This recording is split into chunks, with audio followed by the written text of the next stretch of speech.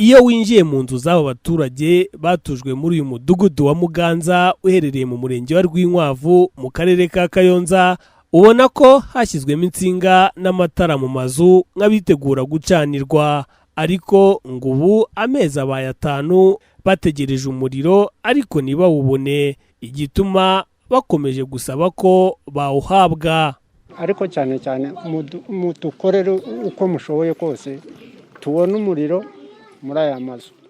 Amatara arayitaye mu mazu ariko nta muriro. Gusa mucaginga abagenzi bacu baraducagingira iyo bwije no gucana telefone. Twasanze byose taye kuri kubireba kuri hari mu kuhe kwezi ngiye banzanye mu kwa 11 ku mwaka uko uyu mwaka wa 2021 nibwo batuzanye kandi mbega ubu tumaze ntabwo tugira ukuntu twinjira mu nzu uzi mu gicuku iyo bumaze kugoroba ufite agatelefoni usanga ari ukujya kukabunza. Aba baturanyi bafite umuriro abangaba barawufite baducagingira. Icyifuzo nuko mwadufasha ukuntu twabaho kuko mwaduhaye amazu n'ubundi nta kuntu turiho, mukaduha n'uwo muriro nawo turawukeneye.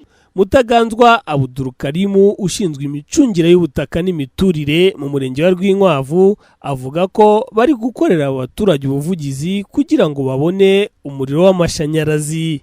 Tubonye na cash power zihari zarabuze, turavuga tutireka tube tubashyizemo ahubwo babe bayatuyemo, ahubwo cash power niziramuka zibonetse twebwe tuzahita tugenda tubakonekitinge ku muriro.